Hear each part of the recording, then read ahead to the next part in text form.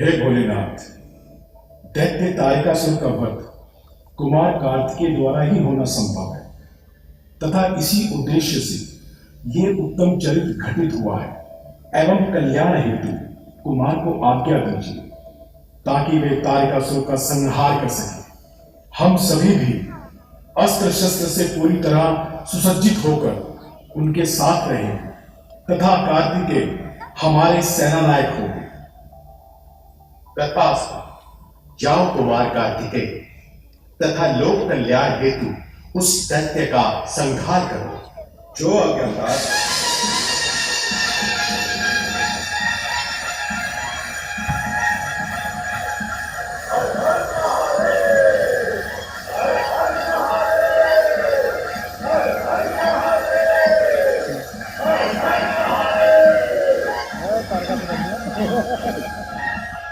सावधान तारकासुर, सावधान, अब तेरा अंतिम समय आ गया है।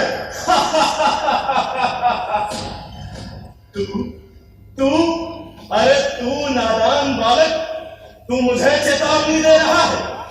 जाके अपनी माँ की गोद में खेल, अभी तो तेरे दूध के दांत भी नहीं टूटे।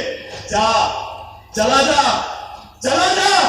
जाऊंगा, अवश्य जाऊंगा, परंतु तेरा कटा हुआ सर लेकर जाऊंगा और उसकी भेंट चढ़ाऊंगा अपनी माता के चरणों में। इतनी छोटी आयु में इतने बड़े स्वप्न, स्वयं पर दया कर बालक, वरना मैं तुझ पर दया नहीं दिखाऊंगा। तो दया की भीख मांग भी कौन रहा है? कुछ साहस है तो सामना कर, जीवा नहीं, हाथ चला। तू ऐसे नहीं मानेगा, तुझे तो दंड देना ही पड़ेगा। बस इतना ही, ले अब तू संभल।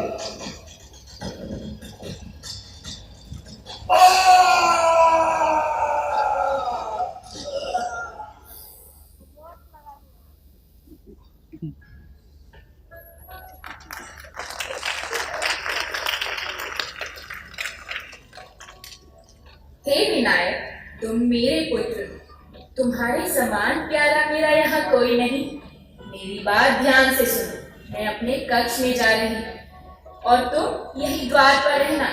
और हाँ, मेरी आज्ञा के बिना चाहे वो कोई भी हो, मेरे कक्ष में प्रवेश न करने पाए। जो आज्ञा माता श्री।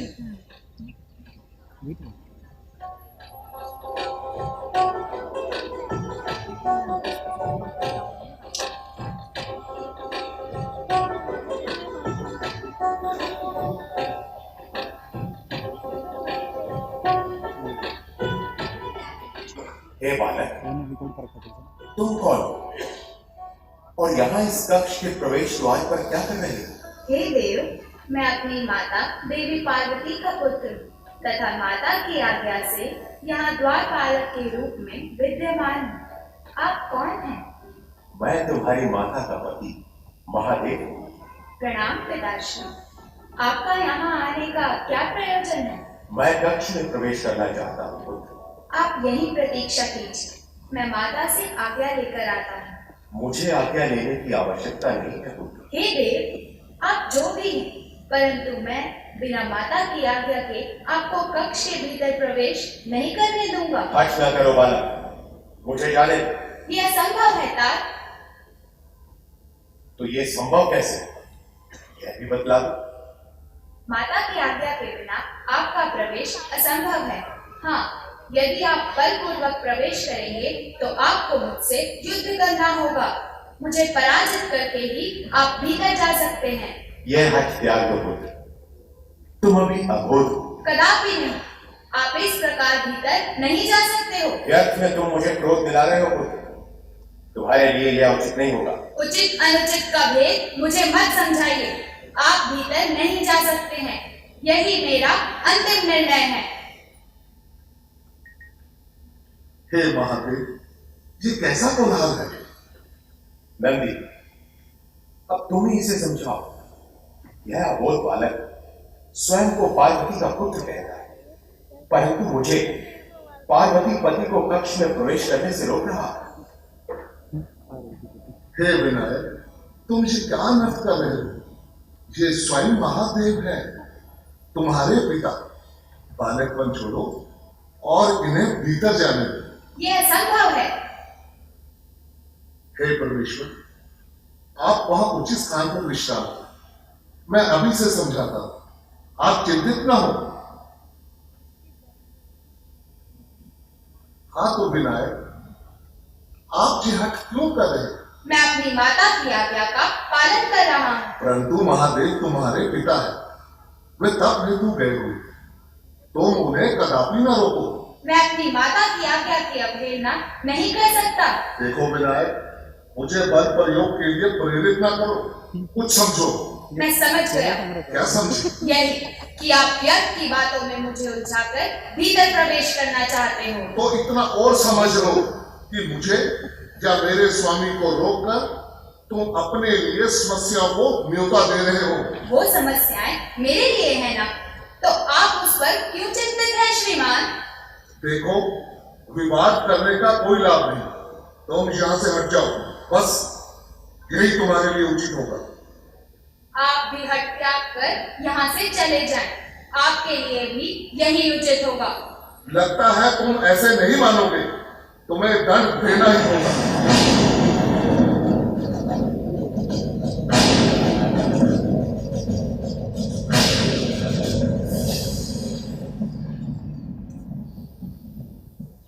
हे परमेश्वर, हे परमेश्वर, ये विनायक कोई साधारण बालक नहीं है। नंदी, तुम विश्व हो और विश्व ही रहोगे। हटो, मुझे जाने। मैं देखता हूं उस बालक की शक्तियों को। ऐ नादान बालक, तूने बहुत कोहराम मचा लिया। अब तुझे दंड देने का समय आ गया है। आइए श्रीमान, आपकी ही कमी थी। चलिए देखते हैं किसे दंड मिलता है। दुष्ट वाचाल, अपनी जीवा पर काबू रख, अन्यथा इसका भयंकर परिणाम होगा। परिणाम की चिंता किसे है श्रीमान? आप तो कुछ दंड की बात कर रहे थे। लगता है तू ऐसे नहीं मानेगा। देख, इंद्र का दंड। अवश्य मान्यवर, अवश्य। इसी दंड का तो मैं दर्शनाभिलाषी हूँ।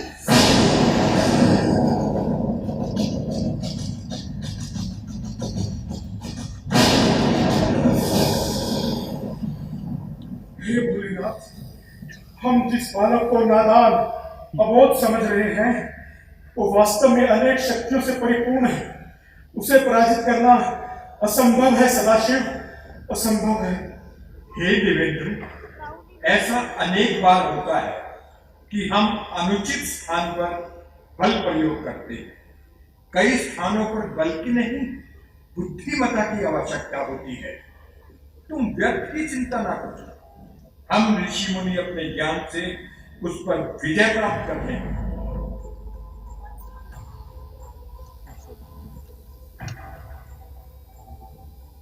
हो अज्ञानी बालक, तुम जिन शक्तियों का प्रयोग कर रहे हो, तुम्हें इन शक्तियों का ज्ञान है भी या नहीं? हे ऋषिवर, मैं तो अपनी मातृ शक्ति का ही प्रयोग कर रहा हूँ। ये शक्ति मेरी माता के आशीर्वाद के रूप में मेरे साथ है। नादान बालक, यही तुम्हारी मूर्खता की निशानी है। तुम्हें तुम्हारी माता से शक्तियां तो मिल गई, परंतु उसका प्रयोग कहाँ करना है और कहाँ नहीं, इसका ज्ञान तुम्हें नहीं है। हे मुनिजन, मुझे इतना ज्ञान अवश्य है कि माता की आज्ञा का पालन कैसे किया जाता है। इसके अतिरिक्त मुझे किसी और ज्ञान की आवश्यकता नहीं है। तुम अबोध हो, इस मार्ग का त्याग करो, दूर हट जाओ यहाँ से और अपनी माता से कुछ और ज्ञान प्राप्त करो, अन्यथा क्या? मैं आपकी बातों से कदाचित विचलित होने वाला नहीं हूँ।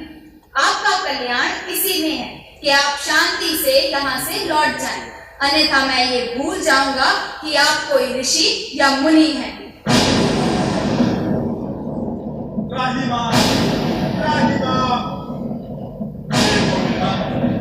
ये अत्यंत पतली बालक है, इसे समझाना असंभव है। असंभव? यह संभव है कि एक नन्हा सा बालक किसी भी प्रकार से पराजित ना हो। मुझे स्वयं ही इसे दंड देना होगा।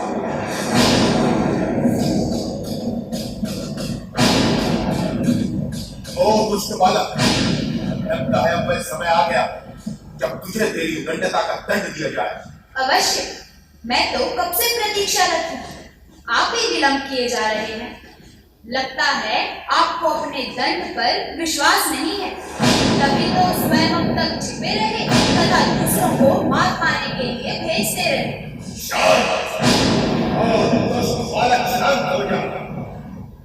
मैं नहीं चाहता कि किसी नादान बालक के वध का पाप मुझे लगे, परंतु तू बहुत हठी है। अच्छा, तो आपको इस बात से भय है कि कहीं आप मेरा वध ना कर दे। हे तात, यही भय मुझे भी है कि कहीं मेरे हाथों किसी का वध ना हो जाए। मैं तुझसे अंतिम बात कहता हूँ बालक, हट का क्या कर दे अन्यथा। कदापि नहीं। आप अन्यथा जो करना है वो कर दीजिए।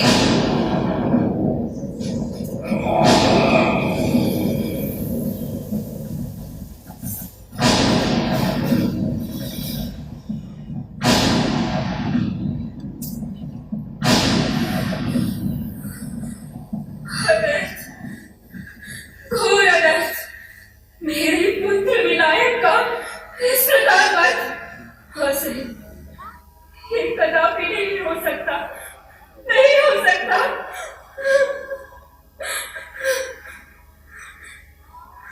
प्रतिशोध, प्रतिशोध, इस वध का प्रतिशोध लिया जाएगा। प्रलय होगी, महाप्रलय।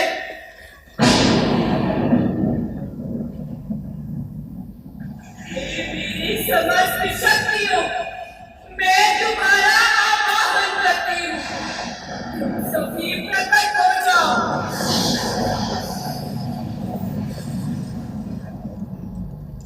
और तीनों लोगों में महाप्रलयकारी विध्वंस कर दो, सब कुछ नष्ट कर दो। मुझे अपने पुत्र के पद का प्रतिशोध लेना है। प्रतिशोध, महाप्रतिशोध।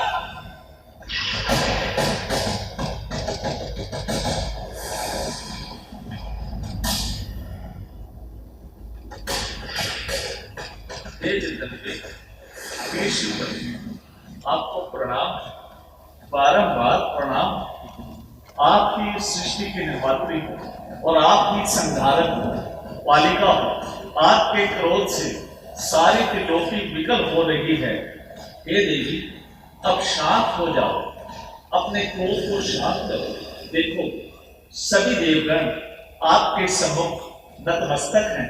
हे अम्बिके, हमें क्षमा करें, चारों ओर विनाश लीला प्रारंभ हो चुका है। हे देवी, स्वयं महादेव भी यहाँ उपस्थित हैं। समस्त देवगण तुम्हारे सम्मुख करबद्ध खड़े हैं, अभिनय शांति प्रदान करें। हे ऋषियों, यदि मेरा पुत्र विनायक जीवित हो जाए और आप लोगों के मध्य पूजनीय मान लिया जाए, तभी ये संहार रुक सकेगा। जब तुम लोग उसे सर्वअध्यक्ष का पद प्रदान करोगे, तभी त्रिलोक में शांति हो सकती है। अन्यथा अन्यथा तुम्हें ये सुख प्राप्त नहीं हो सकता।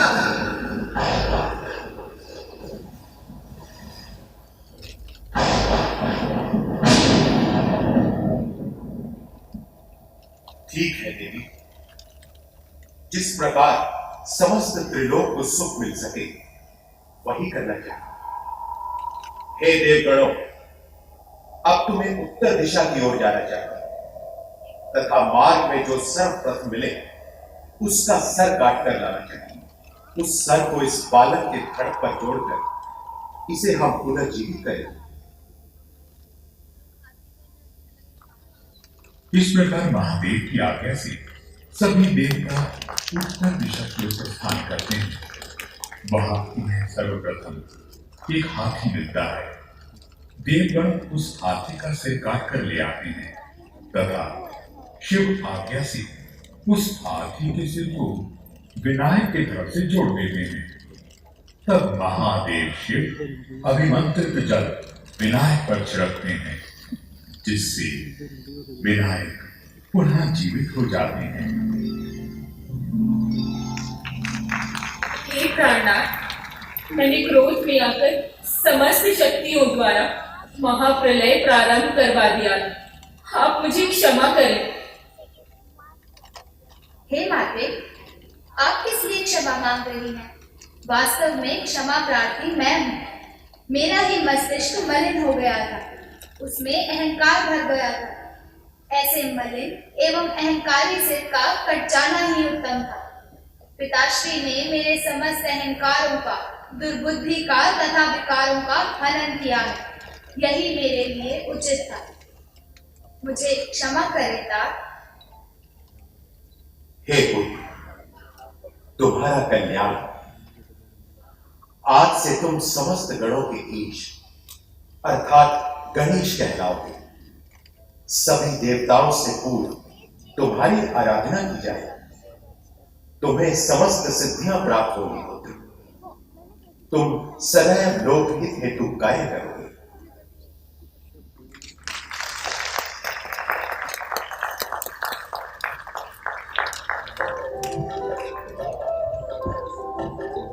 हे महादेव, हमारे ये दोनों पुत्र विवाह योग्य हो गए।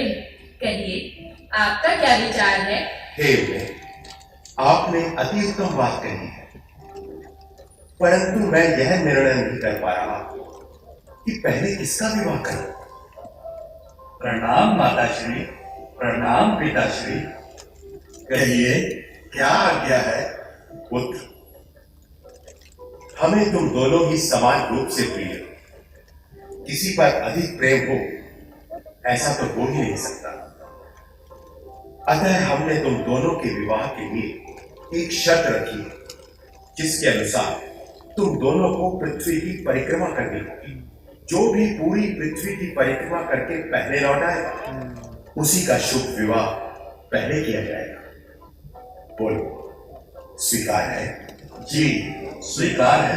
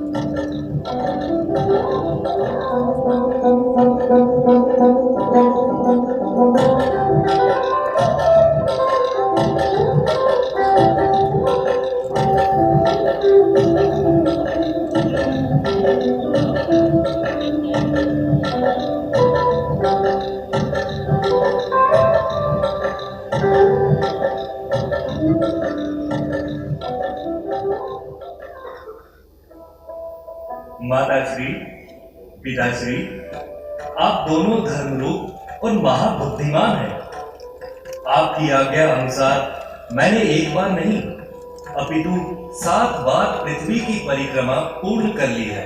हे पुत्र, तुमने इतनी विशाल पृथ्वी की परिक्रमा कब कर ली? हे तात, मैंने धर्म के संग्रह, वेदों और शास्त्रों के अनुसार पृथ्वी की परिक्रमा कर ली है।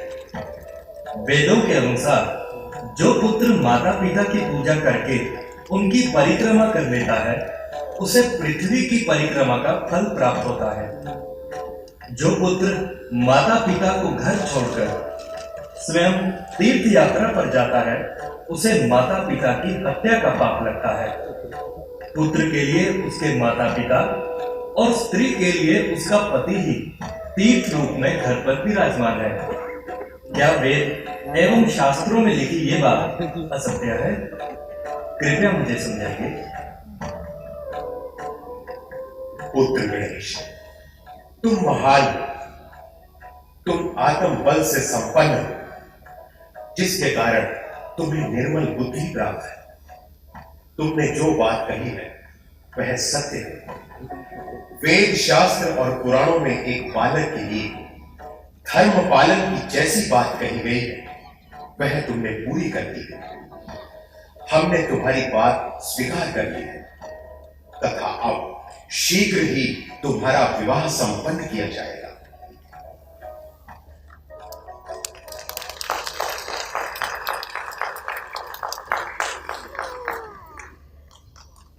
तो इस प्रकार श्री गणेश ने अपनी बुद्धि के बल पर माता पिता की शर्त को पूर्ण किया तथा महादेव ने शीघ्र ही प्रजापति विश्वरूप को संदेश भिजवाया, जिसके परिणाम स्वरूप विश्वरूप ने अपनी दोनों पुत्रियों रिद्धि और सिद्धि का विवाह गणेश से कराना स्वीकार किया। शुभ मुहूर्त पर यह विवाह संपूर्ण हुआ।